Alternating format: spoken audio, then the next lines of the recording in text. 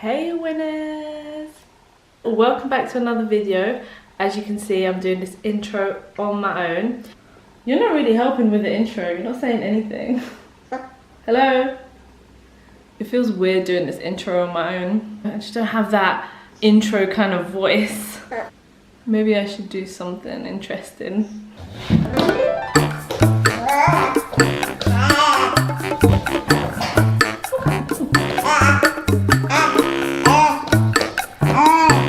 Okay guys, we tried.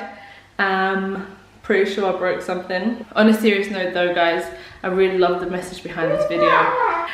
And it's a let's talk video. We've done one before, which is the stepdad one. If you haven't seen that one, I'll leave the link down below.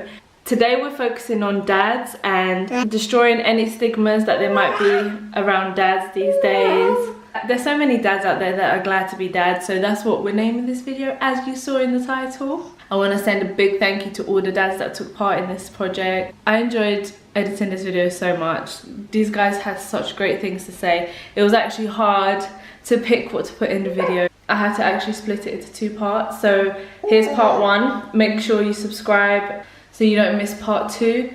If you really don't want to miss it, make sure you hit the notification bell. Enjoy the new intro video and enjoy the glad to be a dad video. Woke up and I'm feeling real nice. Smiled as I open my eyes. Thank God that I'm alive. It's a celebration, no. Woke up and I'm feeling real nice. Smiled as I open my eyes. Thank God that I'm alive. It's a celebration. It's a celebration. Thankful for another day I made it. Thankful I can start again and face it. I'm just so grateful that I made it. Take a look in my eyes. You can see the pain that I hide. Every day I try. Every day I survive.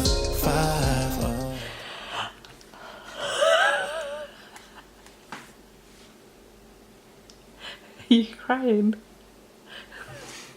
Is this an emotional video? Yeah. There's your tears. You're putting your tears back on your face. Hmm?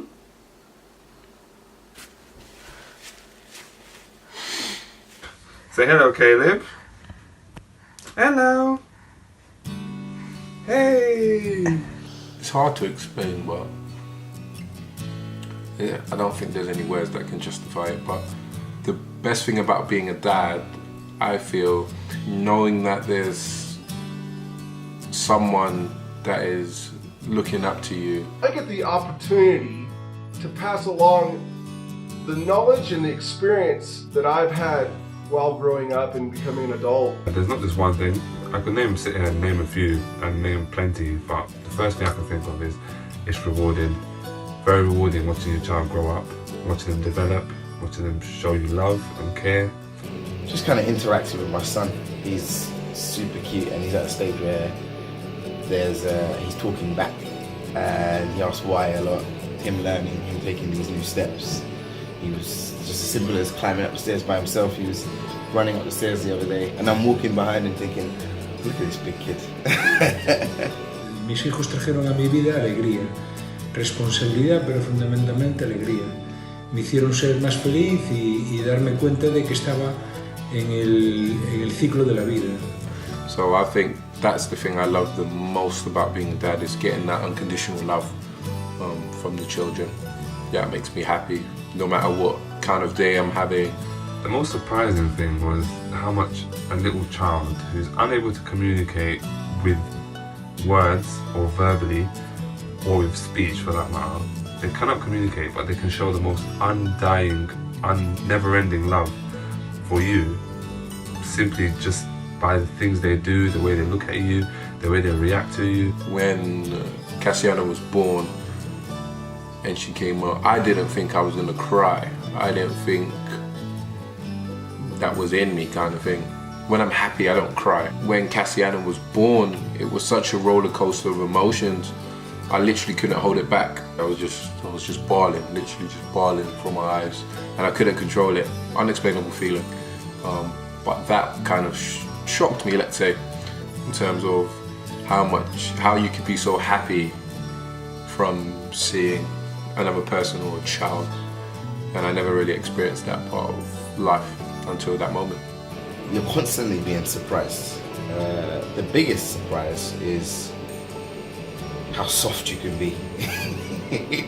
When I tell him off, and then he looks at me and he's about to cry, and then you have to kind of hold your emotion in because he needs to learn right from wrong. So that surprised me, that I could go from being completely angry with someone and then they give you a look and then you're just like, oh my gosh, I'm melted, I love this guy too much. The biggest personal change, just the way you think in general, in terms of your day-to-day, or you make choices throughout your whole day.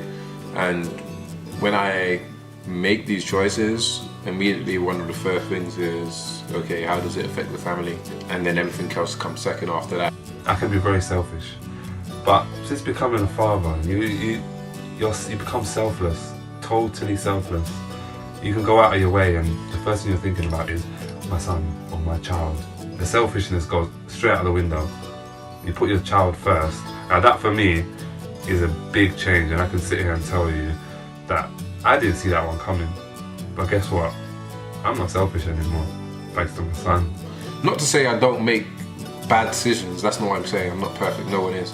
But it's allowed me to put the family first. I just saw fatherhood as a new challenge, okay? And as soon as Annalisa, my fiancée, told me I was going to be a father, it was kind of like, okay, the next challenge now is not getting your next contract, it's raising a human being. So I was like, okay, that's the challenge. Was I worried about anything? No, honestly, I just thought I'm going to be a great dad from the get-go. I'm crushing fatherhood. I'm worried about everything all the time.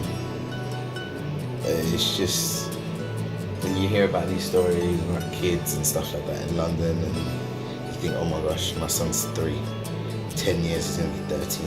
What kind of stuff is he going to get into? Is it going to be my fault? Is it going to be society's fault? And even as late as he starts school in September, I'm worried about how he's going to interact with other kids, and that scares me. Is he going to be healthy tomorrow? Is he going to be ill? When he gets to school, what's going to happen? When you hear about cut deaths and stuff like that, I try to ignore all of that, but you still have to be aware. Is he going to walk when he walks? Is he going to talk and stuff like that? Is he going to pee the bed too much? Tuve mucha preocupación porque sabía que las cosas, mejor que explicarlas con palabras, se explican con el ejemplo. Entonces, quizás desde el momento que fui padre me preocupé mucho más de cómo hacía yo las cosas para no ser un mal ejemplo para mis hijos. Both my wife and I were quite old to be having children. We were kind of the upper limits of the biological clock of being able to have a child. And of course, knowing that comes with statistically higher risks of, maybe having a Down syndrome or maybe some other birth defects from having a child at that age. So that was our biggest sort of challenge and what we were scared of. When that baby's born, it's like you're carrying glass around all the time, and you've got butter on your hands and you don't want to drop it and you don't want to break it by any means, but inside that glass is like gold, and it's just priceless. So when our baby was born, one of the things in my head, I was just like, okay, number one, I pray that she's healthy, and number two, she just absolutely grows up to be very, very strong. Piensas y le das muchas vueltas a la cabeza de si serás ser capaz de llevar adelante esa situación, porque tener un hijo es una gran responsabilidad, es un proyecto de educación. Entonces dudas si tú vas a ser capaz, porque claro, nadie te enseña a ser papá y tienes que aprender sobre la marcha. Entonces esa era la duda más grande que yo tenía, si yo sería capaz. Worry is the thing that comes into it, but you just have to kind of get over it, because every day is going to come and go. come and go, come and go, come and go. The worries instantly disappear. They disappear because as a parent, there's something in you. There's a mother nature, as you can say. There's a nurturing ability in a father too, to just overcome your worries and just do what's right. It's not that hard. I mean, I made it my hashtag for this year, do what's right. Do the right thing. Hashtag do the right thing. Because my child is growing and I'm still worried about him every day. And there's life happens. But if you worry too much, it's a burden on you. Let the worries go and just do the right thing.